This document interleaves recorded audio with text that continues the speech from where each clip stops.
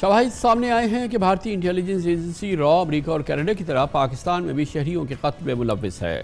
बरतानवी अखबार गार्डियन ने एक बड़ी तहकीकाती रिपोर्ट शाये की है जिसके मुताबिक 3 साल से पाकिस्तानी सरजमीन पे भारतीय इंटेलिजेंस कार्रवाइयाँ जारी हैं। भारतीय एजेंसी की मनसूबाबंदी से सिर्फ पिछले साल यानी 2023 में पाकिस्तान के मुख्तलिफ शहरों में पे दर पे कत्ल की पुरअसरार कार्रवाइयों में 15 अफराद को 15 मुख्तलिफ केसों में गोलियां मार के हलाक किया गया। रिपोर्ट के मुताबिक 2020 से अब तक पाकिस्तान में 20 लोगों को कत्ल किया जा चुका है। गार्डियन की रिपोर्ट में कहा गया है कि इन हलाकतों की मनसूबाबंदी Indian intelligence agency sleeper cells ने की जो किसी दूसरे मुल्क से ऑपरेट कर रहे थे।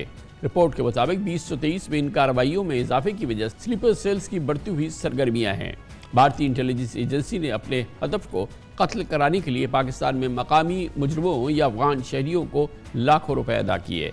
अहदाफ हासिल करने के लिए गरीब पाकिस्तानियों और जहादियों को भी वर्गलाया गया। उन्हें यकीन दिलाया गया कि वो दुश्मनों का सफाया कर रहे हैं। पाकिस्तान के सेक्रेटरी खारजा साइरस सज्जाद गजी ने इस साल जनवरी में प्रेस कॉन्फ्रेंस में बताया था कि हमारे पास पाकिस्तानी सरजमीन पर कत्ल के 2 वाक़यात में भारतीय इंटेलिजेंस के मुलव्विस होने के मुस्तनद शवाहिद मौजूद हैं। उनका कहना था कि दोनों वाक़यात में उजरती कातलों को रकम देकर कत्ल कराया गया। सेक्रेटरी खारजा के मुताबिक ये उस तरह की कार्रवाइयाँ हैं जैसी भारत ने अमेरिका और कनाडा में की, जिन्हें भारत में हेडक्वार्टर से कंट्रोल किया गया रॉ के हेडक्वार्टर से। उनका कहना था कि मुस्तकबिल में भी ऐसी कार्रवाइयाँ होना खारिज अज़ इम्कान नहीं।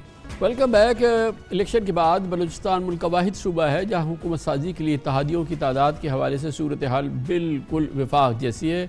शायद इसीलिए इलेक्शन के 2 माह बाद भी बलूचिस्तान में पीपल्स पार्टी की हुकूमत कायम होने के बावजूद सरकारी मशीनरी जाम पड़ी है और काबीना जाने कहाँ खो गई है।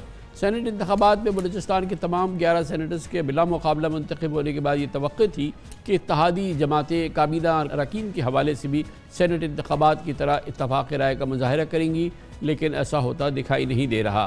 पीपल्स पार्टी और मुस्लिम लीग नून बलूचिस्तान में शिरकत इक़्तिदार के सबसे बड़े हिस्सेदार हैं। पीपल्स पार्टी 17 नशिस्तों के साथ अक्सरियत जमात बन गई है जबकि मुस्लिम लीग नून की 16 हैं। इसके अलावा हुकूमती इत्तेहाद में बलूचिस्तान अवामी पार्टी अवामी नेशनल पार्टी भी शामिल है।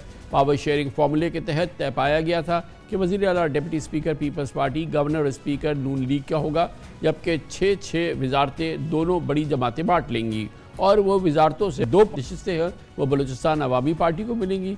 ताहम नून लीग और पीपल्स पार्टी के दरमियान तयशुदा माहिदा शायद एक किसी बिगाड़ का शिकार है और पावर शेयरिंग प्लान से नाखुश दीगर जमातें भी काबीना की तश्कील में बड़े रोड़े अटका रही हैं या बहरहाल एक सूरत हाल है जो खींचातानी की है।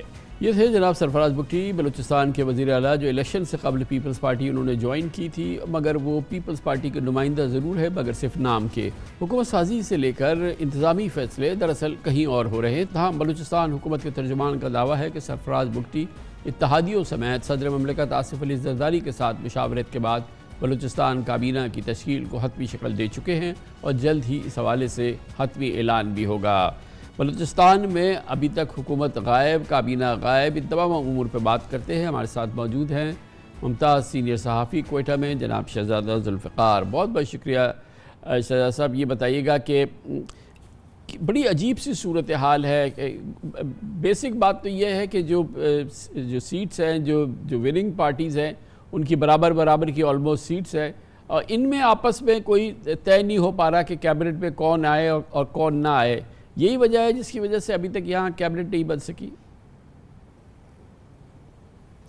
जी बिल्कुल खान साहब, देखें अगर आप 2013 में जो इलेक्शन हुए थे उसमें डॉक्टर मालिक साहब चीफ मिनिस्टर बने थे, पश्तूनख्वा मिली अवामी पार्टी, नेशनल पार्टी और पाकिस्तान मुस्लिम लीग नून थी। ये 3 बड़ी पार्टियां थीं, बाकी छोटी पार्टियां भी ज़रूर होंगी लेकिन 3 बड़ी पार्टियां थीं और बहुत जल्दी आसानी से और क्रीम थी वो उस वक्त कौम परस्तों के और बहुत आराम से चीज़ों को वो कहते हैं हम टैकल कर लेंगे। लेकिन 8 जून को डॉक्टर मालिक साहब हल्फ लेते हैं और उसके कई माह बाद 23 या 24 अक्टूबर को काबीना तश्कील पाती है। इसी तरह आज भी देख लें कि 2 बड़ी पार्टियां हैं, बज़ाहिर तो नज़र आता है कि बहुत आराम से चीज़ें तय कर लेंगी, बहुत कोई मसला नहीं है। 2 बड़ी पार्टियां हैं, उनमें 6 इंडिपेंडेंट शामिल हुए थे और 6 इंडिपेंडेंट्स कुछ गालिबन कुछ 4 पीपल्स पार्टी में शामिल हुए हैं, 2 मुस्लिम लीग नून में शामिल हुए हैं ان کو بھی ایکوموڈیٹ کرنا ہے، پارٹی کے لوگوں کو بھی ایکوموڈیٹ کرنا ہے. خود پارٹیاں کے اندر بڑی پرابلمز ہیں. یہ صرف یہ نہیں ہے کہ ایک دوسرے کے ان کا جس طرح شیئر ہولڈر ہیں ان کا کہ 6 آپ کو 6 وزارتیں ہم کو، اسی طرح باپ ہے، باپ کو انہوں نے کیا دینا ہے، اے این پی کو کوئی وزارت دینی ہے نہیں دینی ہے، کس طرح ایکوموڈیٹ کرنا ہے.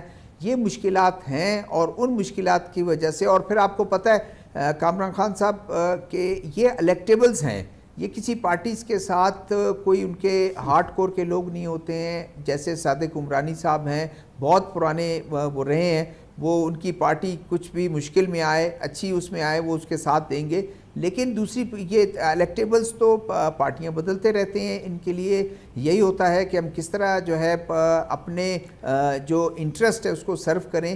یہی وجہ ہے کہ اب لوگ وزارتوں کے لیے مختلف پارٹیز میں جاتے ہیں اور اس وقت یہ طے ہو نہیں سکا. یہی وجہ تھی. حالانکہ چیف منسٹر آن ریکارڈ ہیں، ابھی بھی میں سن رہا تھا لیکن آن ریکارڈ ہے، وہ انہوں نے کہا کہ 2 کو ہمارے الیکشن ہو جائیں گے اور اس کے بعد طے ہو جائے گا، ہم رابطے میں ہیں. اندرونی کہانی یہی ہے کہ پہلے وہ اخبار نہیں کر رہے تھے ان پر کہ جب تک الیکشن. یہ صوبائی کابینہ کے لیے، گورنمنٹ کے لیے یہ کھینچا تانی جس میں کوئی ریزولوشن نہیں ہو رہا، مگر دوسری جانب جو سینٹ الیکشن ہوئے وہ خوب ایک چمتکار تھا کہ سب لوگ ان اپوزڈ ہو گئے اور بہت ہی اسموتھ اور بہت ہی زبردست طریقے سے.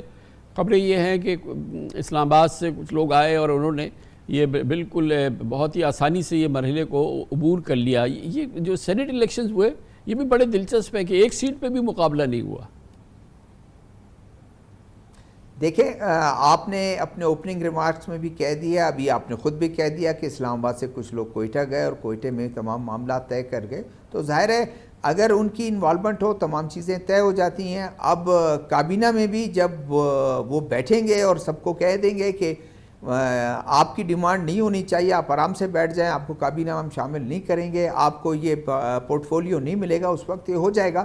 یہی اسی میں وہی کہہ رہا تھا کہ الیکشن سینٹ کے اسی لیے تھے، انتظار کر رہے تھے کہ اس کے بعد لوگ ناراض ہو جائیں گے، پھر وہ یہاں وہاں شاید ووٹ کاسٹ نہ کر دیں. تو یہی ایک خدشہ تھا، اس کی وجہ سے ان اپوز ہوا اسی لیے کہ کم از کم ان ایم پی ایز کی بلیک میلنگ سے ہم آزاد ہو جائیں. اچھا اب کیا اس وقت کرنٹ سٹیٹس کیا ہے؟ کیا لگ رہا ہے کہ 2-4 دن یا وہ جو پہلے آپ نے بتایا ڈاکٹر مالک کے زمانے میں کہ تقریباً 4 مہینے تک کیبنٹ نہیں بنی تھی، کچھ اسی قسم کا تعطل نظر آ رہا ہے؟ ریزولوشن کے قریب ہیں، کچھ ہو رہا ہے؟